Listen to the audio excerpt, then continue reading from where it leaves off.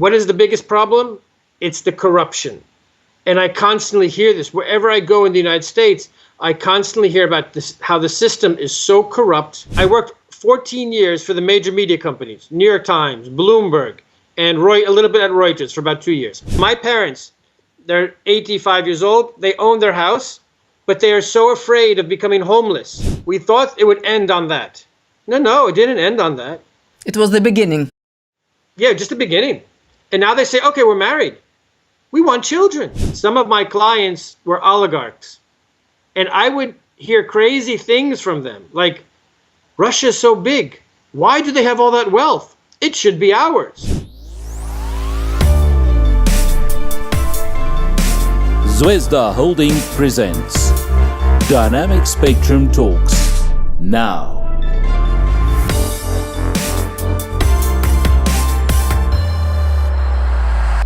Hello, dear friends. This is the Dynamic Spectrum podcast, the place where we talk to interesting people from all over the world with the aim of finding commonalities between peoples and countries, understanding each other better, and removing artificially created dividing lines. I'm Anna Shafran, and this is my colleague Yuri Lindra. Hello, everyone. And today we have with us not in studio, but in video call, amazing journalist, political scientist, and columnist, John Varoli. Hello, John. Hello. Hi. Thank you for inviting me, and thank you for the very kind introduction. Thank you for describing me in such a nice way. Thank you. We hope the next time to talk to you in person. But let's start. John, you are the first US citizen in our studio, and we know that you worked in mainstream media in the past, and after that have chosen to be more independent in your stories and research. And so you are now not limited in your freedom of speech. This is why I should start with asking you the obvious in these circumstances questions. What are your assessments of the current domestic political situation in the USA in terms of the lives of ordinary citizens? How do they perceive Washington's actions to support Kyiv and Tel Aviv? Do they believe that the US should be a participant in the military actions in Ukraine and the Middle East? Wow, that's some big question. I'll try to answer as much as I can. But first, I just want to point out to you and to your audience that I lived outside the United States from 1990 to 2014, basically to the end of 2013. So 23 years I wasn't in the US. And then I come back, let's say roughly early 2014, I come back and I quickly realize within about 6 to 9 months, I begin to realize that it's a very different country. It's a very different country than the one I knew in the 1980s when I was in university. So that's first, if we understand this context. So I could see America before I knew America before 1990, and then I began to know America again after 2014. Two very different countries, and nothing good. I have nothing good to say. So very quickly in 2014, 2015, I noticed that the American people are very angry, very unhappy. What is the biggest problem? It's the corruption. And I constantly hear this. Wherever I go in the United States, I constantly hear about this, how the system is so corrupt. There's a ruling class. There's a ruling class of oligarchs. There's a ruling class of bureaucrats. And they have the country by the throat. They literally control the country by the throat. And on every level, on the local level, on the state level, on the federal level. Now, I want to point out that this is what I'm hearing from people in 2014, 2015. Remember, I just came back to the country, so I still don't have my own experiences. I'm just talking to people. And my first reaction is, this is important. My first reaction is that, they're probably exaggerating. Right? And then years go by, and I realize, no, they're not exaggerating. I realize that the situation is bad. It's really bad. And then, of course, this is one reason why Donald Trump comes to power. And he's enormously popular. Enormously popular. And I want to make very clear, I do not support Donald Trump. I've never been his supporter. I'm not his supporter. But I recognize the fact that a lot of Americans support him. And I'm fine with that. I mean, that's their choice. I respect that. So, as you mentioned, I was a foreign correspondent. I was at major media. I worked 14 years for the major media companies, New York Times, Bloomberg, and a little bit at Reuters for about 2 years. So this is the bastion. These media companies are the foundation of the liberal agenda. So I worked inside this liberal media machine for 14 years. So I know it very well. I know these people. I know how they think. And what I know, they have a hatred. They really have a hatred towards common people. What they say common people. They look down on them. They're quite arrogant. This liberal media, very, very arrogant.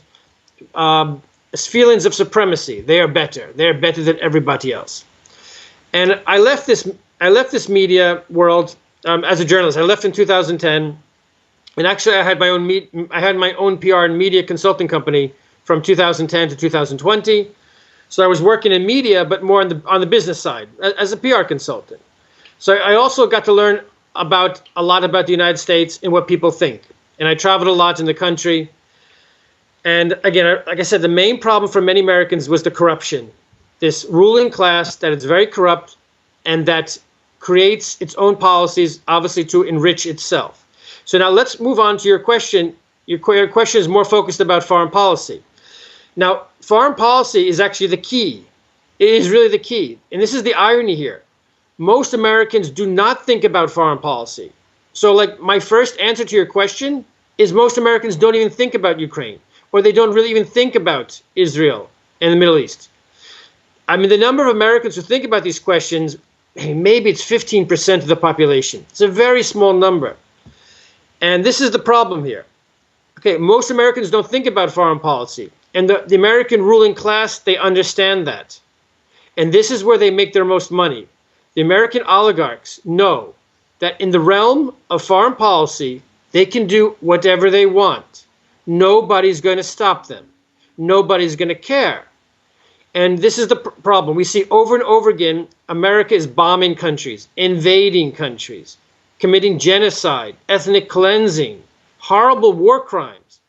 And the reaction here in the USA is almost silence.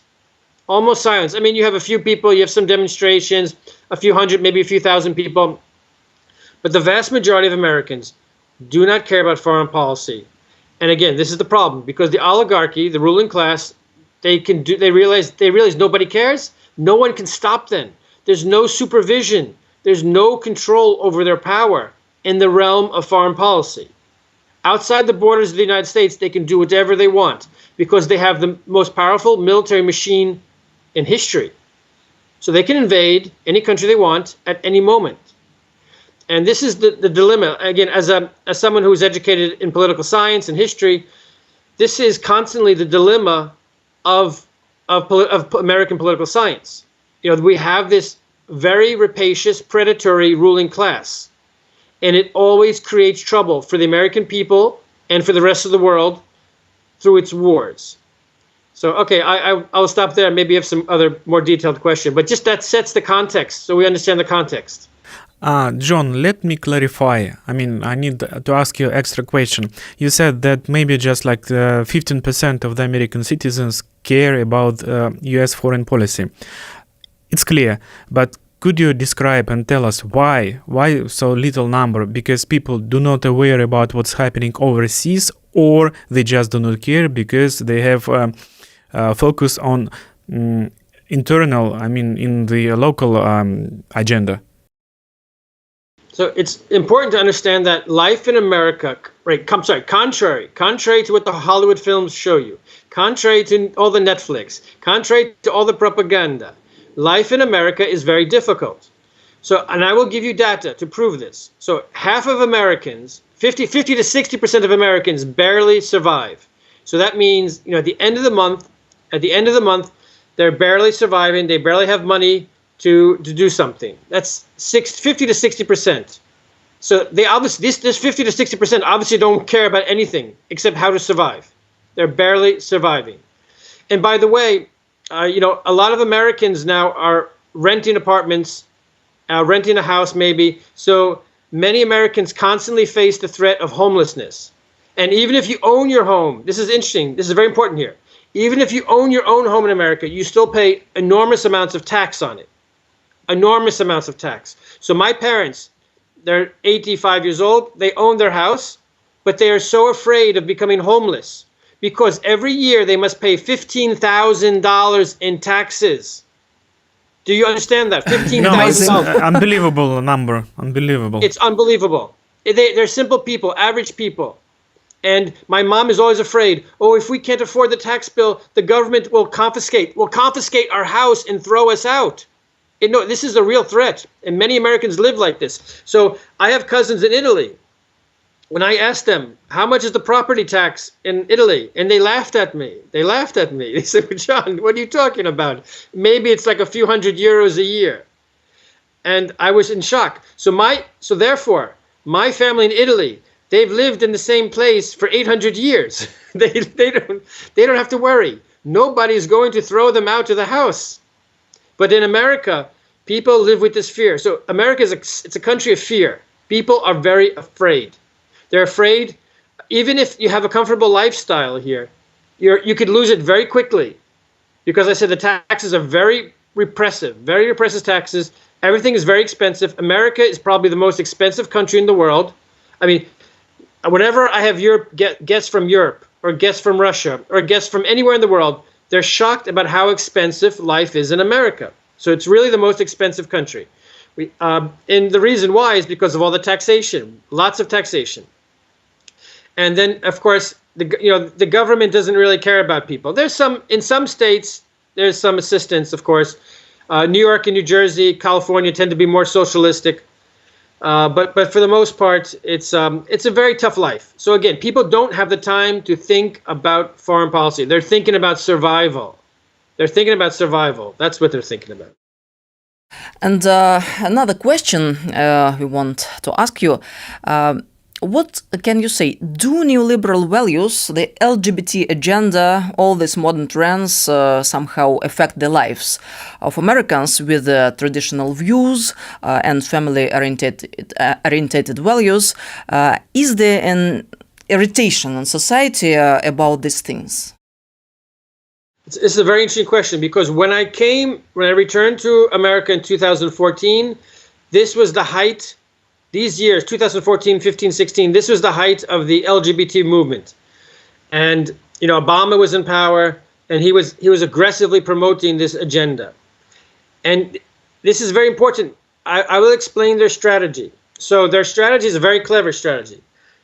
First, they said, this LGBT gay marriage was illegal in America. And then they began a very powerful media campaign, a PR campaign.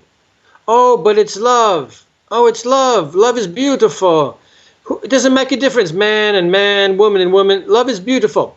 And so a lot of Americans begin to think, well, yeah, that's true. Well, okay, I can't argue with that. Love is beautiful.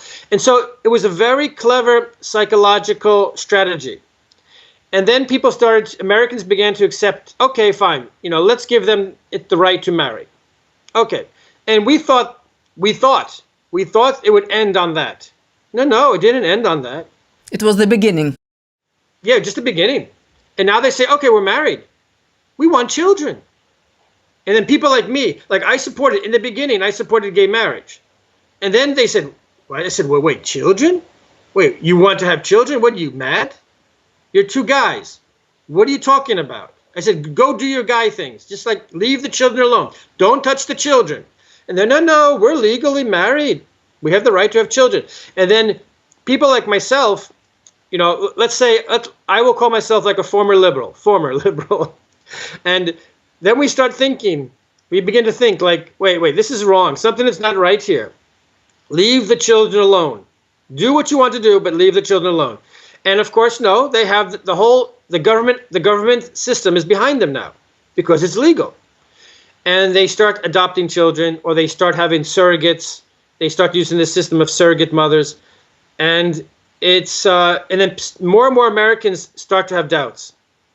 And then, of course, as you know, around 2019, 2020, they begin with they don't begin, but they began to intensify this trans movement. And now people are starting to get really upset. A lot of Americans are starting to get very, very upset. Like, what are you talking about? Now you people are insane. What do you mean you want to become, you were born a man and you want to become a woman? What are you talking about? Now, okay, now more Americans begin to understand what's happening, that this is mental illness. This is genuine mental illness. These people, they should not be encouraged. They need serious psychiatric care. I mean, of course, I'm saying what people think. Most Americans, oh, you can't think this, by the way. If we have this conversation in America, I could go to jail. Yes, the police could come, they could arrest me for hate crimes, and I could go to jail. So you will never be able to have this conversation publicly in America. You will never see anything like this conversation. I mean, maybe in some podcasts, but you will have trouble. So where I live in just outside of New York City. This is the stronghold of the Democratic Party. Anyone who publicly makes these similar comments, you will be fired from your job. Immediately, you'll be fired. And like I said, you could have criminal case against you. They'll say it's a hate crime. So this is what we woke up. Like I said, remember, they began slowly, step by step, gradually. They began to take more and more and more. And now what they do is they use the power of the state to go after anyone who criticizes them. So if you criticize them, and you will have problems with the law, and you can be jailed for hate crimes. And so we've woken up, here we now, 2024, we've woken up in this dystopian society where this perversion is now part of the system. It's now law. It's protected by law. And these people have embedded themselves into the American system, into the media, into Hollywood, and they are promoting their values. So they have all this power in their hands. The state, the media, the cinema industry, and they are promoting these LGBT values globally. They are on a global crusade to promote their way of life. And if you disagree with them, they will destroy you. So it's a very violent. We have to recognize that it truly is a violent extremist ideology. So in that sense, your government has done the right thing, because it is a dangerous, violent extremist ideology. We did what have must been done. So we closed the Pandora box once you've opened. I'm sorry. Yes. May I ask one more question in this case, if it's possible? John, so you said that on the one hand you have a political mainstream with all this agenda, and on the other hand people who can have different points of view. And you said that some people began to understand the situation. How many these people do you have in America now? What do you think?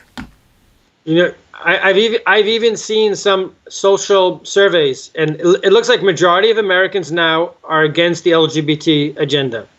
So people are waking up, they're against it. But it's important to point out that America America is deeply divided. And so there's a lot of internal migration in the U.S.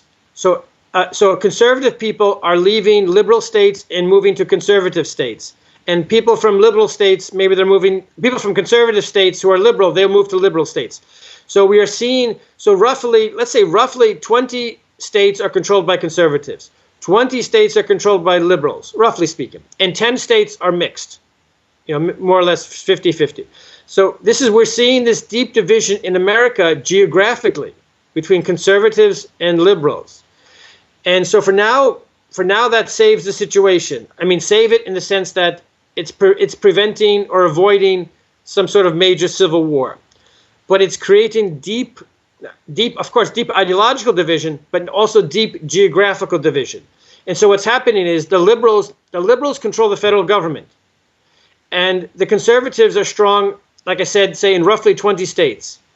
And the conflict that is developing is that the federal government eventually comes to those conservative states and says, you must implement our federal liberal laws. And the conservative states are saying, no, we're going to ignore you. We're just going to ignore you. Go away. Go back to Washington. Leave us alone. So this is the conflict that's in America right now. I see.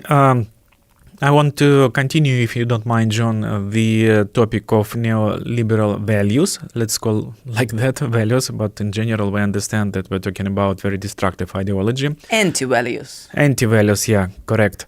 I fully agree with you. And one end is rainbow agenda, and at the other hand, we see new alike trends like food made from insects, artificial meat, and other, let's say, ESG positive things, which is absolutely negative.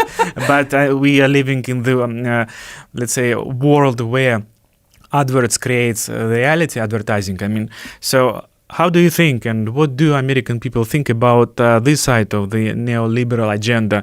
When everything is artificial and not natural, like it used to be for hundreds and maybe thousands of years.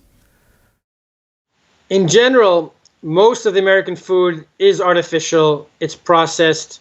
It's very low value. It's not the amount of food that is natural that Americans consume is very, very small. So even if we exclude this issue of insects, using insects as ingredients.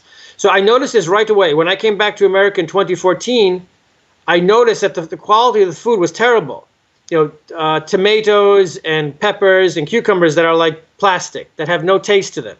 Absolutely no taste. So as you know, I lived in Russia, and in Russia I was used to excellent tomatoes from the south of Russia and from Uzbekistan.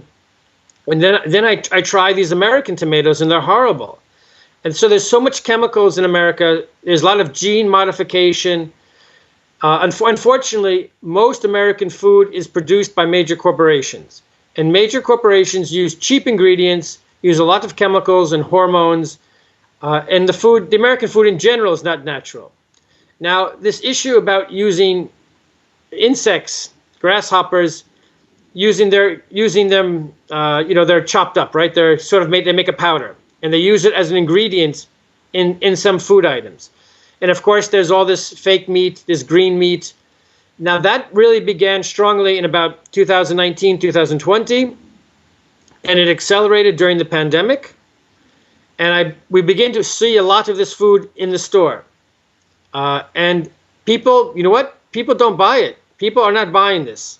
So because a lot of information has been spread through podcasts, through dissident channels, through just Substack. Substack is a platform where people can write freely. It's the only free platform in America. Well, X, Twitter and Substack.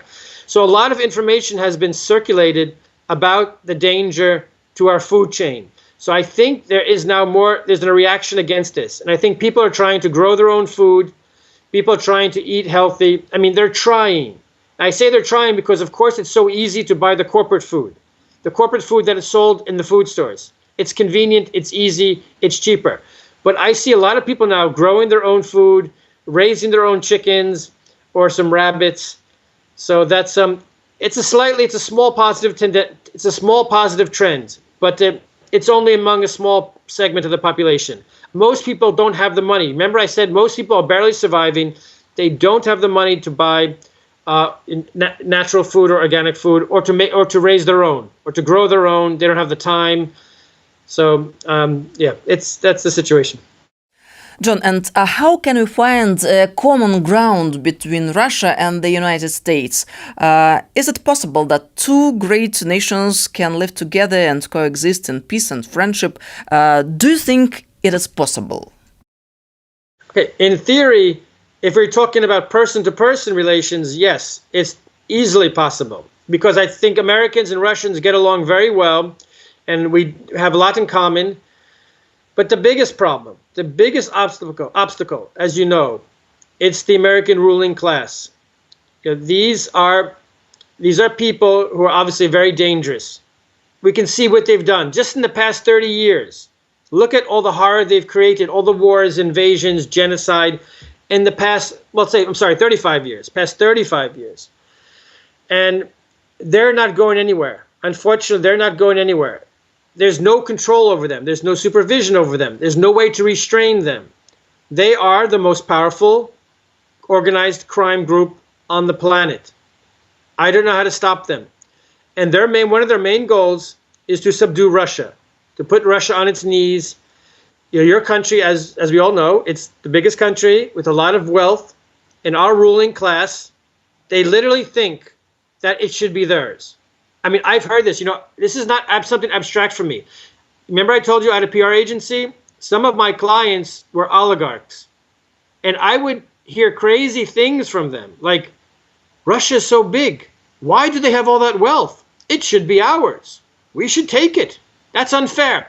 That's unfair that those Russians have such a big country, such a wealthy country. They don't know how to use it properly, but we can take it and we will use it properly. This is how these people think. I mean, they're really, dangerous criminals. We have to really understand who they are, and I'm sorry, but they're not going anywhere. No one knows how to remove them from power. They're at home. People are afraid. Like I said, people are barely surviving. People just have enough time to survive, or people are afraid to challenge them. So you probably heard about, our good friend Scott Ritter. Scott Ritter. He is now under investigation by the FBI. Yeah, we've heard about it just recently. Yeah, fresh news. Okay. So why is he under investigation? Because he believes in peace between America and Russia. So if I have other friends like that who live here, and they've also been under investigation by the FBI, their crime is they want peace between Russia and America. So you see, peace is a crime in America.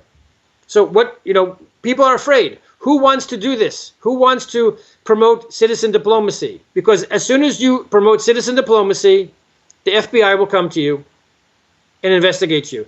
And they can put you in jail for 20 years. So people are scared here. People are very scared. Very drastic situation, John, because from our perspective, it is very unnatural. Let me explain. You just told us that in the United States there is an opinion that Russia is big and very rich, which is unfair. We could better manage these resources if we are in power, etc. But people also do not realize or even don't know how Russia became big and how United States became independent. Let me also explain to the audience that Russia, as a country, through its 1,000 years history, never had colonies. We never colonized countries, peoples, and nations. And United States appeared as a country only because of decolonization, when a few colonies of Great Britain decided to struggle for their independence in the late 18th century. What did British royal family did? They asked the royal families in Europe and the Russian king as well, or queen at this time, Empress Catherine II, to send troops and to suppress the resistance in the United States. Oh, not the United States, in the colony in the North America. Our empress said, no, those people have the right for self-determination. Sorry for using modern language, but we can describe it like that. Because since the beginning, we were very against any sort of colonization and suppression of people. Now, when the United States became an independent country, grew up, got power, they think, oh, it's unfair. Those who assisted in our liberation, they are weak. So we must do with them what the British people did to us, let's say 250 years ago. You see? For us, it's embarrassing. We cannot understand it. Why? What we did to you to get such treatment from your side? Do you want me to explain? Yes, of course. Okay. So, we have to go back to the religion, right? The foundation ideology of any country is the religion. So you obviously have Orthodoxy, Pravoslavia, and ours is Protestantism. So the American Protestants who founded America, these were truly dangerous extremists. I mean, the English government outlawed them. That's how dangerous they were, the Puritans. So the Puritans committed genocide in Ireland. They committed genocide wherever they went in the British Isles. They were horrible people, absolutely wicked, evil people. And they would slaughter and kill.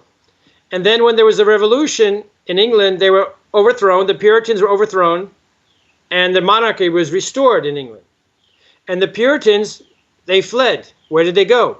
They went to North America. And they laid the foundations of America. And even though they were small in number, the Puritans were small in number, their ideology became the main ideology of the United States, of what would become the United States. So even say I'm Italian, and I have friends who are Irish, I have friends who are German or Spanish, but you know what? And in the core, we are infused with the Puritan values. We can't escape it. We can't escape it. It's in us. It's really sad. And I will explain what is the main Puritan value. You know what it is? What? It's supremacy. It's supremacy. We are better than you. We are better than you. We are going to rule you. And so what happens is the colonizers, what do they do to the local inhabitants? The Indians, what do they do to them? They wipe them out. They kill them all. They exterminate them. Okay? Now, this is horrifying. And this all goes back to the Puritan ideology. And now I want to compare it with your country because, lately I've been exploring Orthodoxy, and it's amazing. Like Russian Orthodoxy, it's such a beautiful and kind religion. And this is so shocking for me because I'm used to Protestantism. Protestant is brutal and harsh. And then I see Russian Orthodoxy, and it's so beautiful and so kind. And so this is interesting. So when the Russian Empire expanded, you accepted new nations into your family. You didn't wipe them out. You accepted them in. So today, what do we see Russia today? Russia is a multi-ethnic federation of many nations. Whereas, so in North America, we exterminated the indigenous peoples. But you brought them into the family of your Russian family. And this is the big difference between our two countries. So again, please, this is very painful for me to say this. I don't want to have to say it, but it's the truth. I mean, American ideology is almost like Nazi ideology. This sense of supremacy. We are better than you. You are second-class citizens. You Russians, you Muslims, you Chinese people, you Africans.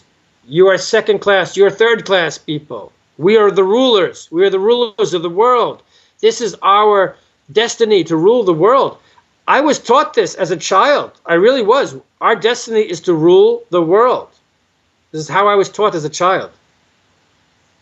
John, let's talk about something more pleasant. Could you tell us about the main similarities between Americans and Russians from your point of view, if there are any? And another related questions. In one of your interviews, you said that many Americans now want to move to Russia. Is this really the case? And can we call this a new trend?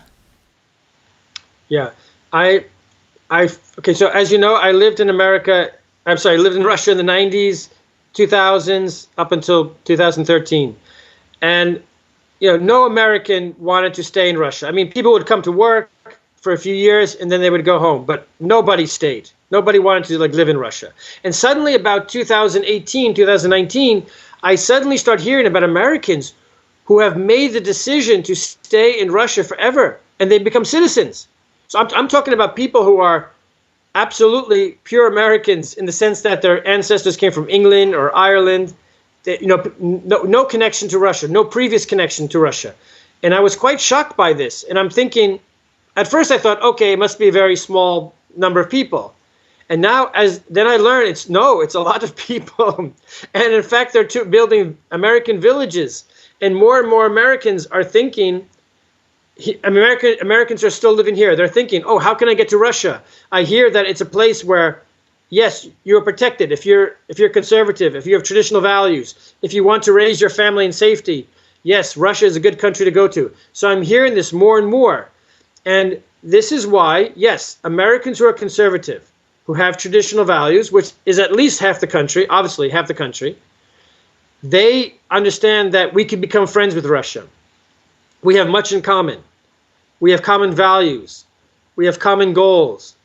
And, what's interesting, conservative Americans are usually those people who do not want foreign wars, our foreign wars. This is very interesting, okay? And we get ridiculed. They call us isolationists. The liberal establishment will say that conservatives are isolationists, which means they're against war. You see, conservatives are for peace. They're for harmony. They're for good relations with Russians, with everybody, with all peoples. Because most conservatives are, decent people who just want to work hard, take care of their families. They don't want any wars. And so we have a lot in common. We definitely have a lot in common. I mean, again, conservative Americans and Russians have a lot in common. All right. But liberal Americans, no. I don't think you will not have anything in common with liberal Americans. All right, John, let me also try to highlight this topic and to bring some positive ending to our current program. Could you please share your impressions or expectation how our bilateral relations could be in theory if the administration is changed to a more, let's say, rational and the positive one? How our relations could be re-established? Your point of view, please. This is very, very difficult to answer your question. There are no easy questions in the studio, John. Well, again, going back to Scott Ritter, as you know, he wanted to go to Russia, to St. Petersburg in June, and they confiscated his passport. They literally prevented him from going. So Americans are basically forbidden to visit Russia now. So the only way to get to Russia is you have to go through several different countries so the American government doesn't know where you're going. You cannot even fly directly, say, through Turkey. See, Scott Ritter, his problem was that he had a ticket, New York, Turkey, Moscow, and they could see where he was going. So to get to Russia, you have to be sneaky and tricky. This is right. It's crazy. It's absolutely crazy. And but I think it is important to have the personal context. We need to meet. Somehow we have to find a way to meet and to have the context and have the discussion. And maybe these discussions and these meetings are small. Maybe they're going to be small groups, but it's important to plant the seeds. It's important to plant the seeds to make the context, because eventually this liberal regime in America, it will fall. It will eventually fall. Maybe 5 years, maybe 10 years, maybe 20 years. But it will eventually collapse. So it is important to start planting the seeds of peace and understanding now. Of course, we can do it through video conferencing. It's better, of course, to have meetings, face-to-face meetings. Of course, is great. I know, but it's not easy now because we have a wall. The American government has built a wall, unfortunately. But it's important to start to. It's very important to do these efforts, but to keep them low key. Because as soon as they become widely known, the government will come in and start arresting people. So, you have to be careful. Like when you have contact with American people, you have to be careful that they face the threat of being arrested simply by having contact with you. And let me just answer a question, because people ask about me, John, aren't you afraid? Okay, yeah, of course I'm afraid. Of course I'm afraid to speak to you. Now, I can tell you right away what they've done to me. They haven't put me in jail, not yet, but they've destroyed my career. They destroyed my business. They destroyed my career. I have absolutely nothing here in America, nothing. So they literally took everything away from me. I can tell you right now, at the moment, I work for a Japanese company, and I only work there because my friend is the owner of the company. Otherwise, I cannot find a job in America. Nobody will hire me. Nobody. So this is how they repress you in America. They just make it impossible for you to get a job, for example. And of course, they will put you in jail. If you become too much of a problem, they put you in jail, of course. Dear John, we wish you good luck, and we like you very much, and we're glad to see you. Yes, and so, but I want to say one thing. This, on the other hand, these difficult times, I think, made us understand that in general, people all over the world, people with the traditional way of thinking, yes, with traditional values, they have a lot of similarities, and that is why we, Russian people, support you very, very much. And I think if somebody wants, for example, to move to Russia and to live here, we wait for you here, so it will be great. I think, on the other hand, this is the time to communicate and to become good friends. To discover, rediscover each other, to see not the enemies, but to see the friends and the good people in each other. And once again, John, thank you for your bravery. We cross fingers for you. So, and Thank we you. wait you Thank in you. Moscow to speak with you next time in person. Great to see you. Yeah, I look forward to that. Thank you so much. Thank you. It's been great speaking to you. Thank you very, very much. See you. See you. Bye-bye. Goodbye. Thank you. Bye. Zvezda Holding presents Dynamic Spectrum Talks. Now.